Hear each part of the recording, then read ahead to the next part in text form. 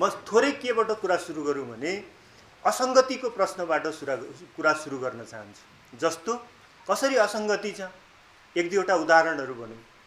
जस्तो नेपालमा नेपाली कङ्ग्रेस एउटा पुरानो पार्टी छ, उसले आफ्नो राजनीतिक दर्शनलाई प्रजातान्त्रिक समाजवाद भन्छ।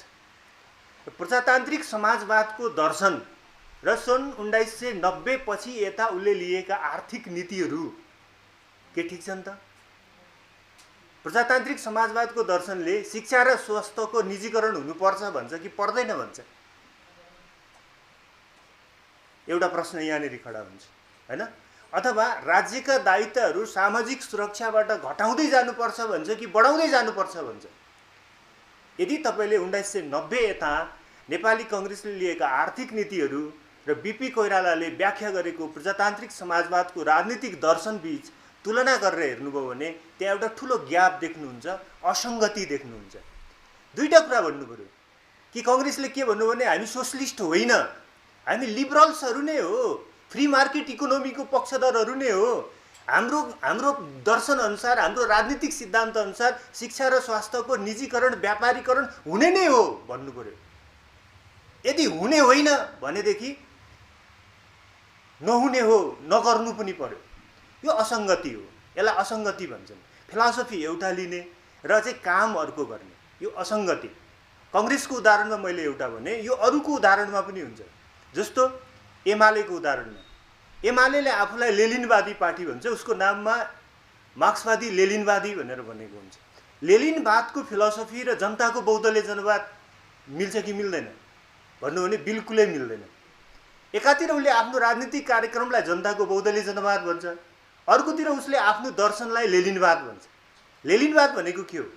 सन् 1917 मा रुसमा जुन अक्टोबर क्रान्ति भएको थियो र त्यसको नेतृत्व गर्ने नेता जुन भ्लादिमिर इलिच लेनिन हुनुहुन्थ्यो, उहाँको राजनीतिक चिन्तनलाई लेनिनवाद भनिन्छ, जसले बौद्धलीय व्यवस्था भनेको चाहिँ बिल्कुलै काम नलाग्ने व्यवस्था हो। र यो एक प्रकारले भन्ने हो भन्दाखेरि यो के भन्छ भन्दाखेरि यो खसीको टाउको देखाएर कुकुरको मासु बेच्ने व्यवस्था हो भनेर भन्नुहुन्छ। अनि त्यसको अल्टरनेटिभ्समा कुन पोलिटिकल सिस्टम हुनसक्छ त, राजनीतिक प्रणाली के हुनसक्छ त भन्दा लेनिन के भन्नुहुन्छ भने त्यसको ठाउँमा सोभियत राजनीतिक प्रणाली हुनुपर्छ भन्ने उहाँको व्याख्या हुन्छ।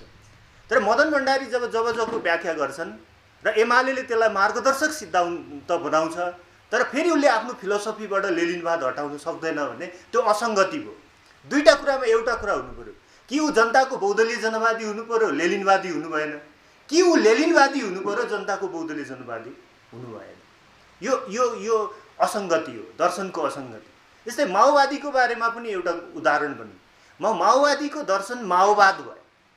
माओवाद भनेको त चाइनिज मोडेल हो, जुन फिलोसफीको आधार के हो त भन्दा नयाँ जनवादी क्रान्ति गर्नु, सशस्त्र समूह के अरे कम्युनिस्ट पार्टीको जनसेना निर्माण गर्नु, गाउँले सहर घेर्नु, हैन? अथवा एउटा केन्द्रीकृत राज्य सत्तालाई ग्रामीण जनविद्रोहबाट उल्टाएर त्यसलाई चाहिँ एउटा नयाँ खालको जनवादी संयुक्त जनवादी अधिनायकत्व भएको राज्य प्रणाली निर्माण गर्नु।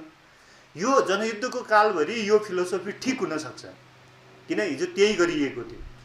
जब उहाँहरू बौद्धलीय प्रणालीमा आएर हामी चाहिँ अब चुनाव मार्फत इलेक्टेड एउटा पार्टी र राज्य व्यवस्थाको पक्षमा छौँ भनिसकेपछि फेरि त्यो असङ्गति भयो। हामी प्रत्यक्ष निर्वाचित राष्ट्रपति या प्रत्यक्ष निर्वाचित कार्यकारी चाहन्छौँ भनेर पार्टीको प्रोग्रामले भन्यो र फिलोसफी चाहिँ माओवाद भयो भने जस्ट उल्टो भयो त्यो। किन चाइनाको मोडेलमा तपाईँ आबादिक निर्वाचन भएको कहीँ पनि देख्नुहुन्न। कहिले सुन्नु भएको छ तपाईँहरूले कि चाइनामा प्रत्यक्ष निर्वाचित राष्ट्रपतिको चुनाव हुन्छ? माओवादी शासन प्रणालीमा प्रत्यक्ष निर्वाचित राष्ट्रपतिको चुनाव हुन्छ? हुँदैन। प्रत्यक्ष निर्वाचित राष्ट्रपतिको चुनाव हुने सिस्टम कहाँबाट सुरु भएको थियो भन्दा त्यो अमेरिकाबाट सुरु भएको थियो। अमेरिका स्वतन्त्र सङ्ग्रामले त्यो पोलिटिकल थटलाई अगाडि ल्यायो। फेरि यहाँ असङ्गति के भयो त भन्दा त्यो पार्टीको औपचारिक विचारधारा माओवाद भयो, चाइनिज मोडेलसँग रिलेटेड छ ऐतिहासिक विरासतको हिसाबले। फेरि उसले पोलिटिकल प्रोग्राम के ल्यायो त भन्दाखेरि अमेरिकी स्वतन्त्रता सङ्ग्रामसँग जोडिएको पोलिटिकल प्रोग्राम ल्यायो। त्यो भयो, फेरि अर्को असङ्गति भयो। अनि वैकल्पिक दर्शनको एउटा उद्देश्य के हुन्छ भने उसले आफ्ना राजनीतिक कार्यक्रमहरू र उसको चिन्तन बीचको जुन असङ्गति हुन्छ त्यो असङ्गतिका लागि कुनै पनि ठाउँ छोड्दैन। जे उसले दर्शन बनाउँछ त्यही अनुसारको पार्टी प्रोग्राम बनाउँछ, जे पार्टी प्रोग्राम बनाउँछ त्यही अनुसारको व्यवहार बनाउँछ। त्यसैले अल्टरनेटिभ फिलोसफीको कुरा गर्दा एउटा सबैभन्दा महत्त्वपूर्ण कुरा के हुन्छ भने विचारधारा, पार्टी कार्यक्रम, पार्टी प्रणाली र राजनीतिक अभ्यास बीचमा भएका असङ्गतिहरूलाई हटाउनु र त्यो एउटा सङ्गतिपूर्ण सम्बन्धमा ती चिजहरूको अन्तर्सम्बन्धलाई कायम गर्नु वैकल्पिक दर्शनको एउटा महत्त्वपूर्ण उद्देश्य हुन्छ। दोस्रो कुरा, जब हामी दर्शन शास्त्रको कुरा गर्छौँ, दर्शनको कुरा गर्छौँ, दर्शन के हो भन्ने बारेमा थोरै चर्चा गरौँ कि यसको दुईटा शब्दहरू प्रचलित छ। एउटा पूर्वमा भन्नाले हाम्रो यो साउथ एसियन भाषाहरूमा भने हो, त्यो दर्शन भन्ने, दर्शन शास्त्र भन्ने गरी दर्शन भन्ने शब्द यो संस्कृतको दृश्य धातुसँग जोडिएको छ भन्छन् हैन भन्नेहरूले। म त्यति भाषा विज्ञ नभएको हुनाले म एक्चुअली भन्न सक्दैन, तर त्यसको अर्थ के हुन्छ भने कुनै पनि चिजलाई हेर्नु, देख्नु, बुझ्नु र बोध गर्नु भने तपाईँ यहाँनिर एउटा ध्यान दिनु होला। यसको अर्थ कुनै पनि चिजलाई हेर्नु, देख्नु, बुझ्नु र बोध गर्नुको अर्थ एउटा यस्तो चिज तपाईँभन्दा बाहिर छ जसलाई तपाईँले हेर्नुपर्ने छ, जसलाई तपाईँले बुझ्नुपर्ने छ, जसलाई तपाईँले पर्खेल्नुपर्ने छ र जसलाई तपाईँले बुझ्नुपर्ने छ। त्यो तपाईँले हेर्नुपर्ने, देख्नुपर्ने, बुझ्नुपर्ने, पर्खेल्नुपर्ने कुरा चाहिँ के हो त? त्यो कुरा के हो भने त्यो भनेको मान्छे भन्दा बाहिर रहेको ओभरअल एक्जिस्टेन्स, समग्र अस्तित्व भनेर जसलाई भन्छौँ हामी, जसलाई हामी सृष्टि या प्रकृति पनि भन्न सक्छौँ। त्यसैले दर्शन शास्त्रीय विश्लेषणमा के हुन्छ त भन्दा हामीले कुनै एउटा फिलोसफी निर्माण गर्छौँ भने कुनै मान्छेले आफूभन्दा बाह्य समाजलाई, प्रकृतिलाई, समाजलाई, सृष्टिलाई, पदार्थलाई, कुनै अस्तित्वलाई, कुनै इकाइलाई कसरी उसले लिन्छ, हेर्छ, बुझ्छ र व्याख्या गर्छ, त्यसको एउटा सेट, त्यो विचारहरूको एउटा श्रृङ्खला या अन्तर्सम्बन्धित चिजहरूलाई फिलोसफी भन्ने, दर्शन भन्ने गरिएको पाइन्छ। अब यसरी हेर्दा हाम्रो नेपालमा राजनीतिक बहसमा एउटा समस्या के देखा पर्छ भने दर्शन शास्त्रीय व्याख्या गर्दा मानिसले के भन्छन् भने कुनै एउटा दर्शनमा तिमी आबद्ध भइसकेपछि त्यसबाट तिमी कसरी दायाँ बायाँ तल माथि हुन सक्छौ, त्यो तिम्रो नैतिक विषय बन्छ। जस्तो उदाहरणको लागि तिमी कङ्ग्रेस भयो भने जिन्दगीभर कङ्ग्रेस भइरहनु तिम्रो नैतिक विषय बन्छ। तिमी राजावादी भयो भने जिन्दगीभर राजावादी भइरहनु तिम्रो नैतिक विषय बन्छ। तिमी कम्युनिस्ट भयो भने जिन्दगीभर कम्युनिस्ट भइरहनु तिम्रो नैतिक विषय बन्छ। या मार्क्सवादी भयो भने जिन्दगीभर मार्क्सवादी भइरहनु तिम्रो नैतिक विषय बन्छ। या बीपीवादी भयो भने जिन्दगीभर बीपीवादी भइरहनु तिम्रो नैतिक विषय बन्छ भन्ने खालको हाम्रो समाजको बुझाइ छ। त्यसको अर्थ के हुन्छ? त्यसको अर्थ के हुन्छ भने तपाईँले हामीले एकचोटि कुनै मान्छेले कुनै एउटा पर्सेप्सन, कुनै एउटा धारणा, कुनै एउटा अध्ययन गर्यो भनेदेखि त्यो जीवनभरलाई हुन्छ भन्ने हो। तर वास्तवमा संसार त्यस्तो हुँदैन। संसार गतिमा हुन्छ, संसार परिवर्तनमा हुन्छ र संसारको गति र परिवर्तनका विभिन्न मोडहरू आउँछन्। त्यसैले गर्दा मान्छेले एकचोटि गरेका अध्ययनहरू, एकचोटि गरेका विचारहरू, एकचोटि बनाएका आइडियाहरू, एकपल्ट बनाएका सेट अफ आइडियाजहरू, विचारहरूका श्रृङ्खलाहरू त्यो अन्तिम हुन सक्दैन। त्यसैले फर्स्ट एउटा अल्टरनेटिभ फिलोसफीले के भन्छ भने फिलोसफीलाई मोरालिटीसँग जोड्ने, नैतिकतासँग जोड्ने प्रश्नलाई यसले उल्टाइदिन्छ र के भन्छ भने कुनै पनि शास्त्रले मान्छेको निर्माण गर्दैन, मान्छेले शास्त्रहरूको निर्माण गर्छन्। शास्त्रहरूलाई मान्छेले पछ्याइरहनुपर्छ भन्यो भने त्यो परम्परागत दर्शनको दृष्टिकोण हुन्छ भने शास्त्रहरूका बहसलाई मान्छेले उल्टाइदिन्छन्, बनाउन सक्छन्, रिभिजिट गर्न सक्छन्, पुनरावलोकन गर्न सक्छन् भनेर मान्ने हो भने त्यो अल्टरनेटिभ्स हुन्छ। र अल्टरनेटिभ फिलोसफीमा के भनिन्छ भने संसार या सृष्टि कुनै एउटा दार्शनिकले कसरी व्याख्या गर्छ त्यसरी हिँड्दैन। त्यो कुनै दार्शनिकले त त्यति व्याख्या गर्छ जति उसले बुझ्छ, सृष्टि या संसारलाई उसले जति बुझ्छ त्यति व्याख्या गर्छ। तर सृष्टि या संसार चाहिँ कसरी हिँड्छ त? सृष्टि वा संसार हिँड्ने उसको आफ्नै नियम छ, उसको जे नियम छ त्यो त्यसरी नै हिँड्छ। अनि त्यसमा फेरि यो दर्शनको अध्ययन किन गरिन्छ? त्यसो भए दर्शनको किन अध्ययन गरिन्छ भने मान्छेले समयअनुसार बदलिएको सृष्टिलाई, बदलिएको प्रकृतिलाई, बदलिएको घटनालाई, बदलिएको पदार्थलाई, बदलिएको अस्तित्वलाई, बदलिएको इकाइलाई मानव हित अनुकूल परिणत गर्नका लागि बुझ्ने प्रयास गर्नुपर्छ। पानीमा करेन्ट हुन्छ, करेन्ट बिजुलीमा बदलिन सक्छ भन्नुको अर्थ के त? पानी त पानीकै रूपमा हुन्छ, पानीकै रूपमा बगिरहन्छ। तर पानीको करेन्ट उज्यालोमा बदलिन सक्छ भन्ने अध्ययन चाहिँ त्यो मान्छेले गर्ने अध्ययन हो, पानीले गर्ने अध्ययन होइन। पानी पानी नै जस्तो गरेर चलिरहन्छ। मान्छेले त्यो भित्रको कुन पक्षलाई हामी ट्रान्सफर्म गरेर, रूपान्तरण गरेर मानव उपयोगी चिजमा बदल्न सक्छौँ भनेर गर्ने अध्ययन चाहिँ मान्छेले गर्ने अध्ययन हो। त्यसैले फिलोसफी मोरालिटीसँग जोडिँदैन। फिलोसफी तपाईको निरन्तर परिवर्तनमा हुन्छ। अर्थात् यसलाई अर्को शब्दमा भन्ने हो भने शास्त्रहरूले मान्छेको जन्म गराउँदैनन्, मान्छेले शास्त्रहरूको जन्म गराउँछन्। सिद्धान्तले मान्छे बनाउँदैन, मान्छेले सिद्धान्त बनाउँछ र मान्छेले बनाएको सिद्धान्तलाई अपुग लाग्यो, अपर्याप्त लाग्यो, नपुग्दो लाग्यो भने उसले त्यसलाई फेर्न पनि सक्छ। यो प्रश्न हो।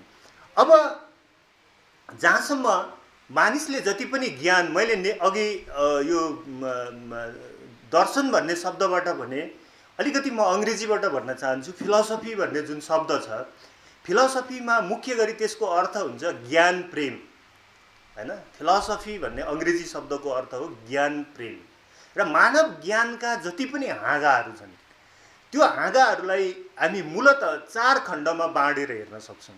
एउटा धर्म, अर्को विज्ञान, अर्को कला, अर्को दर्शन। तपाईँ युनिभर्सिटीहरूमा, स्कुलहरूमा, कलेजहरूमा मान्छेले गर्ने लेख्ने, बोल्ने, हिँड्ने, पढ्ने, पढाउने, सिकाउने, सिक्ने जे जति चिजहरू छन् ती चिजहरूलाई तपाईँ 4वटा ग्रुपहरूमा बाँडेर हेर्न सक्नुहुन्छ। एउटा धर्म, अर्को विज्ञान, अर्को कला, अर्को दर्शन। यो 4वटा वर्गीकरण मैले किन भनेको भने एकलाई अर्को जस्तो गरिकन हेर्नुभयो भने असङ्गति सुरु हुन्छ। विज्ञानलाई विज्ञानको रूपमा हेर्नुपर्छ, धर्मको रूपमा होइन। धर्मलाई धर्मको रूपमा हेर्नुपर्छ, दर्शनको रूपमा होइन। दर्शनलाई दर्शनको रूपमा हेर्नुपर्छ, धर्मको रूपमा होइन। कलालाई कलाको रूपमा हेर्नुपर्छ, दर्शनको रूपमा होइन। त कलालाई धर्मको रूपमा, धर्मलाई विज्ञानको रूपमा, विज्ञानलाई कलाको रूपमा तपाईँले हेर्नुभयो भने त्यहाँनिर पनि फेरि असङ्गति सुरु हुन्छ। यसको अर्थ के हो भने जस्तो धर्म, यदि तपाईँ कुनै चिज, कुनै आइडिया, कुनै विचारलाई धर्मको रूपमा अगाडि लान चाहनुहुन्छ भने त्यसमा मुख्य तपाईँले 2टा पिलर्सहरूलाई लिनुपर्छ। एउटा परम्परा, अर्को विश्वास। धर्म भन्ने बित्तिकै के हुन्छ त त्यो काहीँनेरिबाट सुरुवात भएर आएको हुन्छ र त्यो सुरुवात भएको चिजप्रति तपाईँमा एउटा विश्वास हुनुपर्छ। त्यसले धर्मको रूप लिन्छ। म हिन्दू हुँ, म रामायणमा विश्वास गर्छु। म बौद्धिस्ट हुँ, म कुरानमा विश्वास गर्छु। म क्रिस्चियन हुँ, पिटकमा विश्वास गर्छु। म इस्लाम हुँ, म कुरानमा विश्वास गर्छु। म इसाई हुँ, म बाइबलमा विश्वास गर्छु भन्नुभयो भने त्यो सेट अफ आइडिया, त्यो पनि विचार नै हो। फेरि धर्म भनेको पनि विचार नै हो, एक किसिमको विज्ञान नै हो, त्यो एक किसिमको तर्क प्रणाली नै हो, एक किसिमको जीवन पद्धति नै हो। तर त्यहाँ विश्वासको मात्रा बढी हुन्छ, हैन? कुन फ्याक्टरले धर्म निर्धारण गर्छ? विश्वासको फ्याक्टरले, परम्पराको फ्याक्टरले, प्रचलनको फ्याक्टरले। अनि साइन्सलाई त्यसले केबाट फरक गर्छ त भने साइन्स भन्ने बित्तिकै त्यहाँ विश्वासको कुरा हुँदैन। साइन्स भन्ने बित्तिकै त्यो एक्सपेरिमेन्टमा हुनुपर्छ, एक्सपेरिमेन्टमा हुनु, अभ्यास अनि टेक्नोलोजी। त्यो एक्सपेरिमेन्ट सक्सेस भयो भने त्यो तुरुन्तै टेक्नोलोजीमा बदलिन्छ। धर्म र विज्ञानको भिन्नता के हो? यदि कुनै सेट अफ आइडियालाई तपाईँ धर्मको रूपमा विकास गर्न चाहनुहुन्छ भने त्यहाँ परम्परा र विश्वासलाई प्रमुख मान्नु पर्यो। यदि तपाईँ कुनै पनि सेट अफ आइडियालाई विज्ञानको रूपमा विकास विकास गर्न चाहनुहुन्छ भने तपाईँले त्यहाँ एक्सपेरिमेन्ट गर्नु पर्यो र एक्सपेरिमेन्टलाई चाहिँ टेक्नोलोजीमा के गर्न सक्नु पर्यो त? प्रविधिमा ढाल्न सक्नु पर्यो। नभए साइन्स जस्टिफाई हुँदैन, हैन? त्यो जस्तो ग्रहहरू, नवग्रहहरू छन्, ग्राभिटी हुन्छ। एउटा ग्रहको ग्राभिटीको सीमा क्रस गरेपछि अर्को ठाउँमा जान सकिन्छ भनेर न्युटनको लले भन्छ भने त्यो ल अनुसार चाहिँ कुनै एउटा के भन्छ हाम्रो यो यानहरू, हैन? यो मङ्गल ग्रहमा यान पठाउँछ नि त। त्यो यान किन जान सक्छ भन्दा पृथ्वीको ग्राभिटेसनको सीमाभन्दा बाहिर यान गइसकेपछि उसलाई मङ्गल ग्रहको ग्राभिटीले तान्छ, त्यसैले ऊ चाहिँ मङ्गल ग्रहमा उत्रिन सक्छ भनेर यसरी त्यो टेक्नोलोजीमा चाहिँ त्यो डेफिनेसन चाहिँ प्रमाणित भएर आउनुपर्छ, त्यो साइन्स हुन्छ। कला एउटा यस्तो क्षेत्र हो यहाँ तपाईँले विश्वास पनि नगरे हुन्छ र टेक्नोलोजीमा ढालिनु पनि पर्दैन। कसैले भन्नु यो मान्छेको मन ढुङ्गाको जस्तो रहेछ, जति बोले पनि जति रोए पनि कहिले नफुट्ने।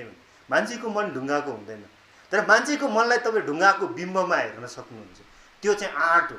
आर्टमा एभ्रिथिङ आर्टको मुख्य कुरा के हो भने संवेदना हो, भावना हो। भावनालाई तपाईँ कता कता बटार्नुहुन्छ, कता कता घुमाउनुहुन्छ, जसरी पनि भन्न पाउनुहुन्छ। तपाईँ हिँड्दा हिँड्दा अगाडि एउटा पहाड आइलाग्यो, तपाईँ भन्न पाउनुहुन्छ यो पहाड कस्तो अजिङ्गर जस्तो मलाई खान उभिएको छ पनि भन्न पाउनुहुन्छ। यो पहाड कस्तो अटेरी, म हिँड्दै आउँदैछु भनेपछि यसले बुझेर बाटो छोड्दैको भए हुने भनेर कविता लेख्न पनि पाउनुहुन्छ। यो पहाड ठिक छ, ठिङ्ग उभिएको छ, पहाड जस्तै मैले पनि उभिनुपर्छ भनेर मलाई सिकाइरहेको छ भनेर पनि भन्न पाउनुहुन्छ। एउटा हिँड्दा हिँड्दै तपाईँको अगाडि एउटा पहाड आयो, त्यो पहाडलाई तपाईँलाई खाना आँटेको अजिङ्गर जस्तो, तपाईँको बाटो छेकेर बसेको कुनै अटेरी चिज जस्तो, या तपाईँलाई आस्था वा दृढता सिकाइरहेको एउटा ठिङ्ग उभिरहेको कुनै अस्तित्व जस्तो तपाईँ जसरी व्यक्त गर्नुहोस्, त्यो व्यक्त गराइमा तपाईँलाई कुनै असङ्गतिको बोध हुँदैन भने त्यो कला हुन्छ। कलाका पनि थुप्रै क्षेत्रहरू छन्, सिनेमा, सङ्गीत, गायन, कविता, अनेक होइन, चित्रकारिता, कलाका क्षेत्रहरू हुन्, कलाका ज्ञानहरू हुन्। अब फिलोसफी चाहिँ के हो त, एक्चुअली दर्शन चाहिँ के हो त भन्दा दर्शन धर्म जस्तो विश्वासमा आधारित हुँदैन। म मार्क्सवादी हुँ, म मार्क्सवादमा विश्वास गर्छु। म लेनिनवादी हुँ, म लेनिनवादमा विश्वास गर्छु। म प्रचण्ड पथमा विश्वास गर्छु, म जब विश्वास गर्छु, या गान्धीवादमा विश्वास गर्छु, या अरू कुनै बिपीवादमा विश्वास गर्छु भन्नुभयो भने त्यो विश्वास चाहिँ के भयो त भन्दा त्यो विश्वास चाहिँ धर्मको क्याटेगोरीमा गयो। किन विश्वास दर्शनको क्यारेक्टर होइन, विश्वास चाहिँ तपाईँको के को क्यारेक्टर हो त, धर्मको क्यारेक्टर हो। अब दर्शनको चाहिँ क्यारेक्टर के हो त भन्दा यो सधैँ विश्लेषण र संश्लेषणमा आधारित हुन्छ होइन, एनालाइसिस एन्ड सिन्थेसिस। मैले चारवटा क्याटेगोराइज भने, धर्मको आधार विश्वास, विज्ञानको आधार प्रयोग र प्रविधि, कलाको आधार मानवीय संवेदना र दर्शनको आधार विश्लेषण र संश्लेषण। विश्लेषण र संश्लेषण किन गरिन्छ? विश्लेषण र संश्लेषण गर्नुपर्ने मुख्य दुईटा कारणहरू हुन्छ।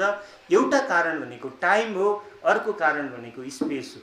के भने यो दर्शनको यदि हामी कुरा गर्छौँ भने यो क्याटेगोराइजेसन एकदमै महत्त्वपूर्ण हुन्छ कि संसारका हरेक विचारहरू निश्चित समयमा जन्मिन्छन् र निश्चित परिस्थितिका लागि हुन्छन्। टाइम एन्ड स्पेसको अर्थ के हो भने टाइम भनेको समय, स्पेस भनेको स्थान या अवस्था। यदि स्टेफेन हकिङ्सको पछिल्लो किताब the brief history of the time भन्ने जुन आएको छ त्यसको आधारमा हामीले भन्यौँ भने के देखिन्छ भने समय र कुनै पनि अस्तित्व एकअर्कासँग जोडिएका हुन्छन्। यो संसारमा सृष्टि थियो, सृष्टि भएको कति वर्ष भयो? यति लाख वर्ष भयो। त्यो सृष्टि हुनुभन्दा अगाडि चाहिँ के थियो भने त्यो टाइममा व्यक्त हुन सक्दैन, किन टाइम र अस्तित्वको सुरुवात सँगसँगै हुन्छ। भन्नुको अर्थ के हो भने हामीले कुनै पनि विचारको कुरा गर्दैछौँ भने हामी कुन समयको विचारको कुरा गर्दैछौँ र कुन देशका लागि या कुन समाजका लागि गर्दैछौँ भन्ने कुरा महत्त्वपूर्ण हुन्छ।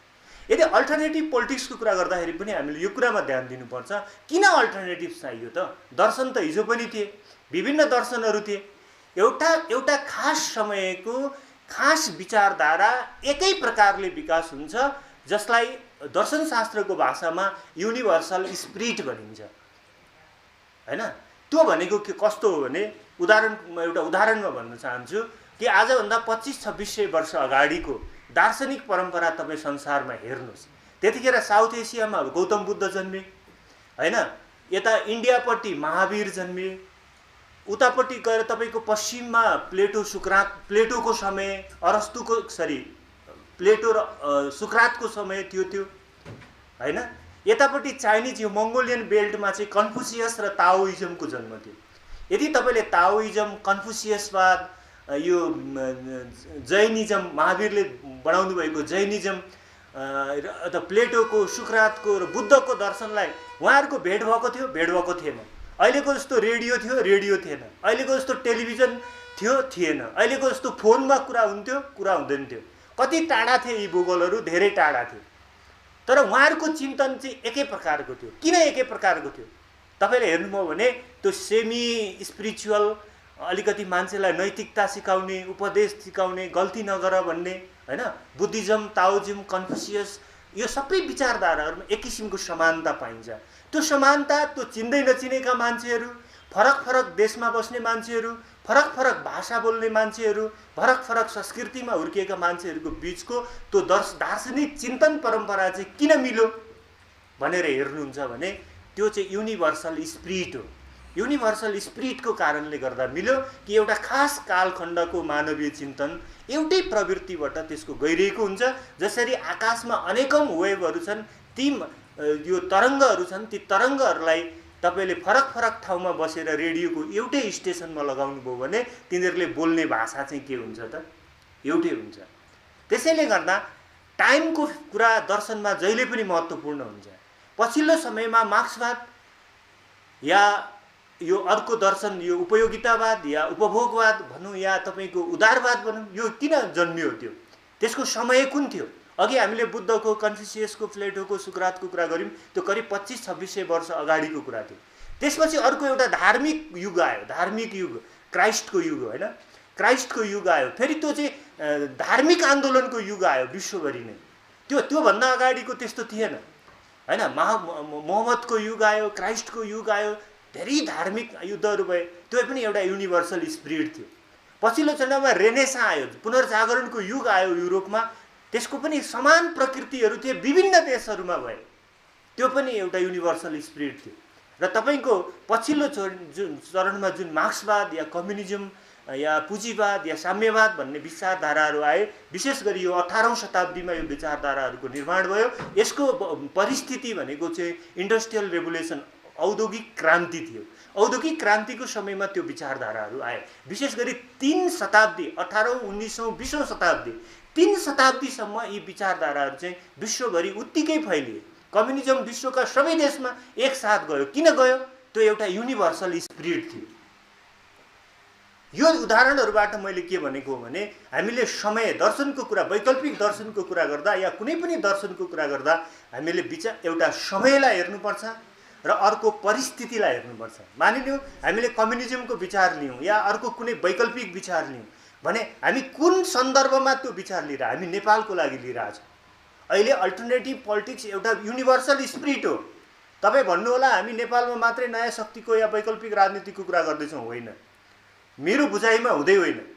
तपाईँ जसरी हिजो कम्युनिज्म एउटा युनिभर्सल स्पिरिट थियो, जसरी हिजो बुद्धिज्म या ताओइज्म एउटा युनिभर्सल स्पिरिट थियो, जसरी हिजो क्रिस्चियनिटी एउटा युनिभर्सल स्पिरिट थियो, आज विश्व राजनीतिमा अल्टरनेटिभ पोलिटिक्स पनि एउटा युनिभर्सल स्पिरिट हो।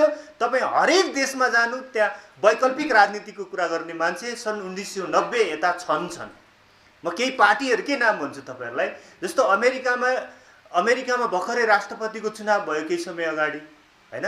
त्यहाँ रिपब्लिकन र डेमोक्रेट्सहरूको चर्चा भयो। तपाईहरुले ध्यान दिनु भएन, त्यहाँ थर्ड पार्टीको थियो। कसैले भन्न सक्नुहुन्छ? त्यहाँ करिब 6-6.5% भोट ल्याउने थर्ड पार्टी थियो, द प्रोग्रेसिभ भन्ने। धेरै नेपालीहरूलाई थाहा छैन कि अमेरिकामा त्यति धेरै 6-6.5% भोट ल्यायो भने नेपालमा त धेरै ठुलो पार्टी हुन्छ त्यो समानुपातिक भोटले गर्दा। तर त्यहाँ राष्ट्रपतिको चुनाव जित्न त्यति भोटले पुग्दैन, त्यसैले त्यसको धेरै चर्चा हुँदैन। द प्रोग्रेसिभ भन्ने पार्टी थियो जसले अल्टरनेटिभ पोलिटिक्सको कुरा गर्छ। त डेनमार्कमा त द अल्टरनेटिभ भन्ने नामै भएको पार्टी छ जसको संसदमा 4 सिट छ। उसको पार्टीको नाम नै द अल्टरनेटिभ हो। जुन पार्टीसँग हाम्रो नयाँ शक्ति नेपालको पनि भाइचारा सम्बन्ध छ। उहाँहरू 1-2 चोटि यहाँ आउनु पनि भएको छ, हामीले बसेर कुरा पनि गरेका छौँ, हैन। तपाईँ इन्डियामा हेर्नुहोस् आप छ। तपाईँ पाकिस्तानमा हेर्नु तेहरिक इन्साफ भन्ने क्रिकेटर इमरान खानको तेस्रो पार्टी छ। तपाईँ इटलीमा हेर्नुहोस् द 5 स्टार भन्ने एउटा मुभमेन्ट छ जसले अल्टरनेटिभ पोलिटिक्सको कुरा गर्छ र उसको नारा हेर्नुहोस्, नारा पनि मिल्दोजुल्दो भएर गइरहेछ। उसले भन्छ, 5 स्टारले भन्छ clean the dirty of politics, dirtiness of politics. उसको नारा हो त्यो। राजनीतिको फोहोरीपनलाई सुधार गर, के अरे सफा गरौँ।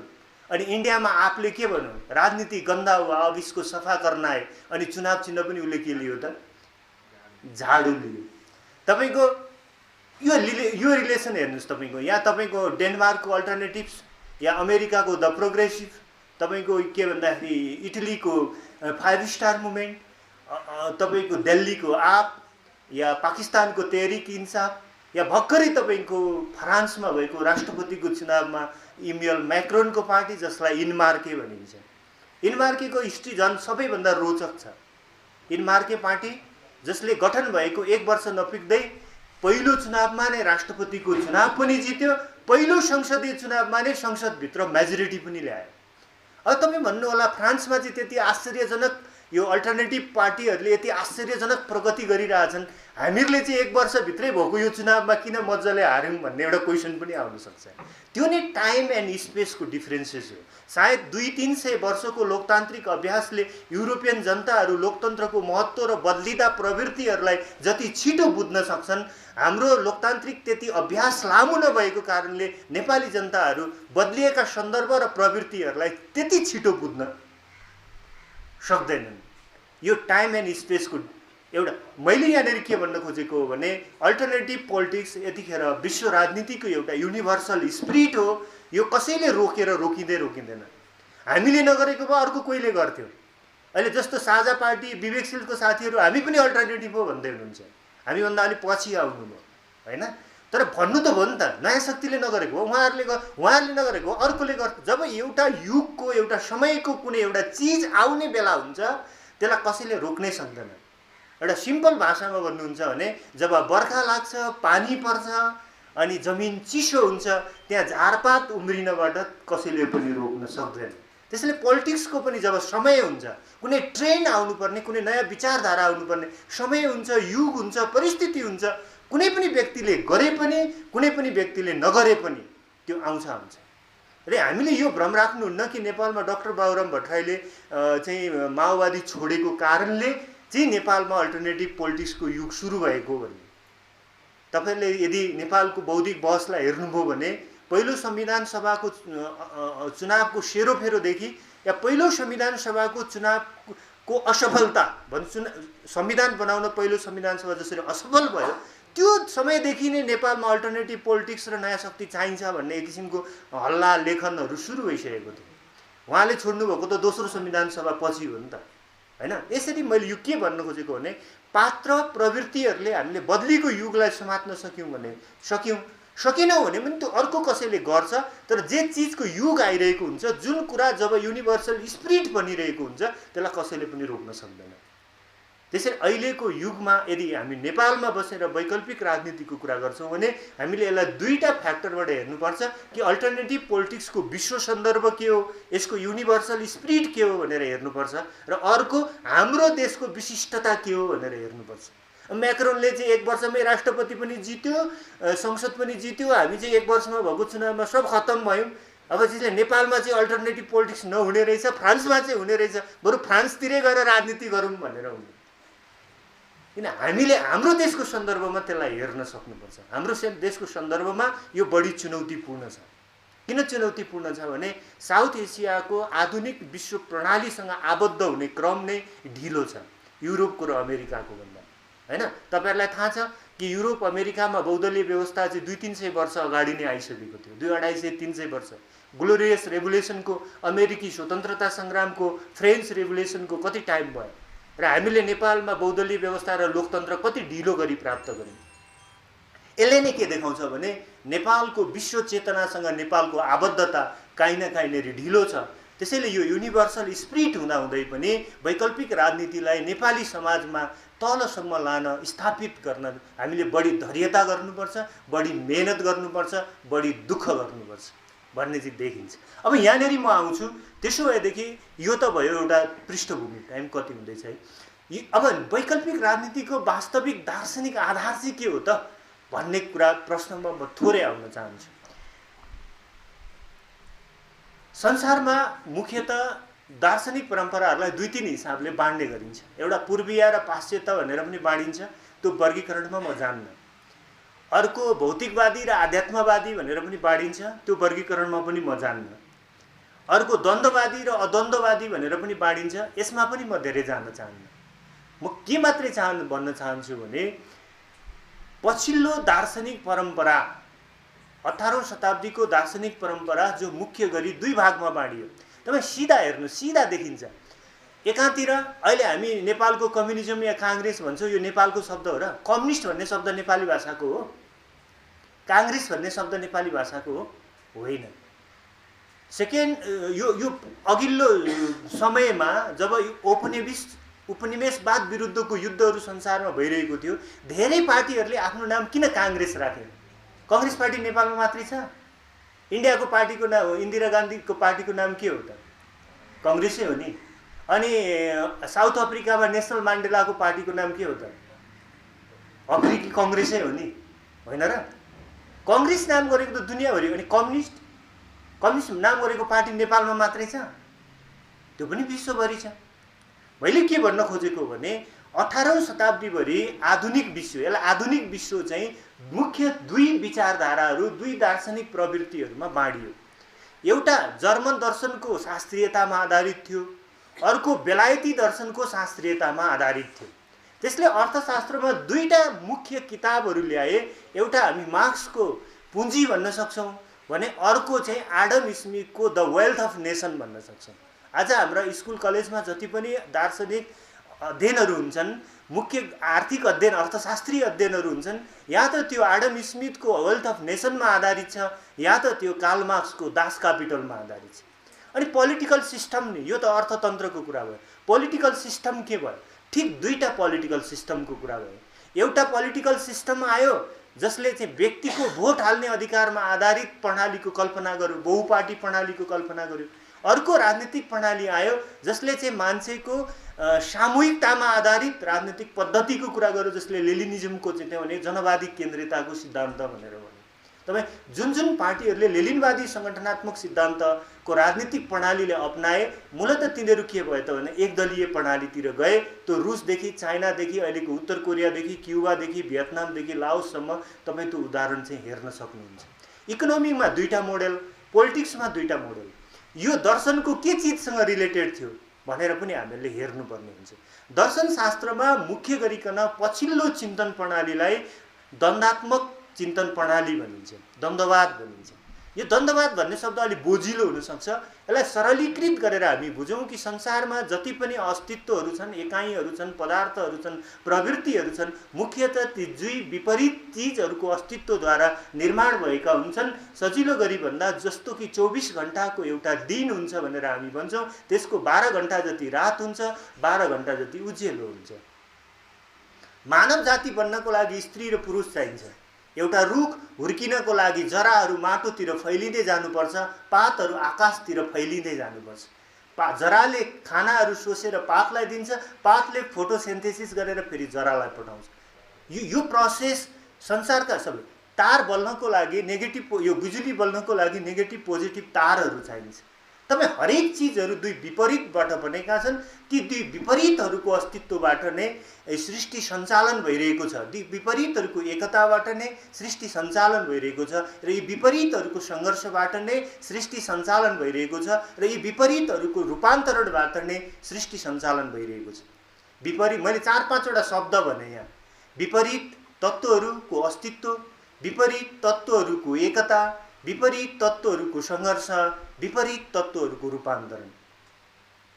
यो प्रोसेस, यो चिन्तन प्रणाली, चाहे त्यो तपाईँ भौतिकवाद, चाहे त्यो मार्क्सिस्ट भन्नुहोस्, चाहे नन मार्क्सिस्ट भन्नुहोस्, चाहे कार्ल मार्क्स भन्नुहोस्, चाहे एडम स्मिथ भन्नुहोस्। एडम स्मिथले पनि यो प्रत्यक्ष यो स्वीकार गर्छन् र या एडम स्मिथको धारमा जन्मिएका अरू चिन्तकहरू, होइन, एडम स्मिथ पनि मुख्यतः दार्शनिकै थिए। पछिल्लो अवधिमा मात्र उनी अर्थशास्त्रतिर डाइभर्ट भएका हुन्। प्रारम्भिक उमेरमा ऊ दार्शनिक नै थिए। यसरी हेर्ने हो भने हामी यतापट्टिको चिन्तनमा थुप्रै दार्शनिकहरू, मार्क्सिस्ट परम्परामा प्री मार्क्सियन, पोस्ट मार्क्सियन, मार्क्सभन्दा अघिका, मार्क्सभन्दा पछिका, मार्क्सभन्दा अघिका हिगेल, फिक्टे, कान, फायरबाख, प्रुदो आदि, हैन, मार्क्सभन्दा पछिका लेनिन, स्टालिन, माओ आदि, हैन। यतापट्टि तपाईँ हेर्नुहोस्, यतापट्टिको धारमा पनि थुप्रै, Thomas Hobbes, George Berkeley, John Stuart Mills, हैन, लगायतका थुप्रै चिन्तकहरू। यो दुईटा धारको के थियो त भन्नुहुन्छ भने, एउटा धारले के भन्यो भने व्यक्तिको स्वतन्त्रता सबैभन्दा ठुलो कुरा हो, र अर्को धारले के भन्नु भने समानता सबैभन्दा ठुलो हो। That is the conflict of freedom and equality. हिजोको 19औं 20औं र 21औं शताब्दी यो 3 दशकको सङ्घर्षको मुख्य जग केमा आधारित थियो भने फ्रिडम प्रमुख हो कि स्वतन्त्रता प्रमुख हो कि समानता प्रमुख हो भन्नेमा। राजनीतिक स्वतन्त्रता मुख्य कुरा हो। बहुदलीय व्यवस्था भएपछि अरू सबै चिज ठिक हुँदै जान्छ। यो स्वतन्त्रतावादी दृष्टिकोण थियो। बहुदलीय व्यवस्था भएर केही हुँदैन जबसम्म मान्छेहरू भोकै हुन्छन्, आर्थिक समानता हुँदैन, सबैले रोजगार पाउँदैनन्, केही पनि हुँदैन। यो समानतावादी दृष्टिकोण थियो। यो स्वतन्त्रता र समानता कन्फ्लिक्ट गर्छ कि गर्दैन भन्ने अब तपाईँ आउनुहोस्। मार्क्सिस्ट दर्शनका मुख्य 3टा नियमहरू।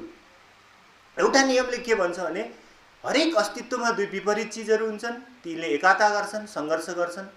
त्यसबाट के हुन्छ? मात्रा गुणमा परिवर्तन हुन्छ। त्यसबाट के हुन्छ? नेगेसन टु नेगेसनको रुल्स, निषेधको निषेध नियम हुन्छ। एउटाले अर्कोलाई निषेध गर्छ। एउटाले अर्कोलाई निषेध गर्छ भन्ने जुन दार्शनिक नियम बनाइयो त्यसलाई अर्थशास्त्रीय दृष्टिकोणबाट, समाजशास्त्रीय दृष्टिकोणबाट, राजनीतिक शास्त्रीय दृष्टिकोणमा ढालेर हेर्दा के भनियो भने एउटा वर्गले अर्को वर्गलाई, एउटा प्रवर्गले अर्को प्रवर्गलाई, एउटा पार्टीले अर्को पार्टीलाई, एउटा नेताले अर्को नेतालाई, एउटा प्रवृत्तिले अर्को प्रवृत्तिलाई, एउटा चिन्तनले अर्को चिन्तनलाई, एउटा सिद्धान्तले अर्को सिद्धान्तलाई नेगेसन गर्न सक्छ, निषेध गर्न सक्छ। भन्नुको अर्थ के त? त्यसको अस्तित्वलाई समाप्त पारेर त्यसलाई फुल्ली विस्थापित गरेर नयाँ प्रवृत्तिहरूको विकास गर्न सक्छ भन्ने चाहिँ एउटा चिन्तन त्यहाँ देखा परेको थियो। अब त्यो अभ्यासबाट 3 शताब्दीको मानव जातिको विश्व इतिहास तपाईँले निहालेर हेर्नुभयो भने हामी के देख्छौँ भने स्वतन्त्रतावादी दृष्टिकोण र समानतावादी दृष्टिकोण, जसलाई निजत्ववादी दृष्टिकोण र सामूहिकतावादी दृष्टिकोण, जसलाई श्रमवादी दृष्टिकोण र पुँजीवादी दृष्टिकोण पनि भन्न सकिन्छ को एउटा स्ट्रगल चाहिँ संसारमा चलेको देखिन्छ। के त विपरीत प्रवर्गहरू दिन र रात, स्त्री या पुरुष, जरा या पात, नेगेटिभ तार या पोजिटिभ तार, यी एक अर्कासँग बिल्कुलै एकअर्कालाई निषेध गर्ने गरी हुन्छन् कि हुँदैनन् भन्ने चिन्तन पद्धतिको जगबाट मलाई लाग्छ अल्टरनेटिभ पोलिटिक्सको कुरा सुरु हुन्छ।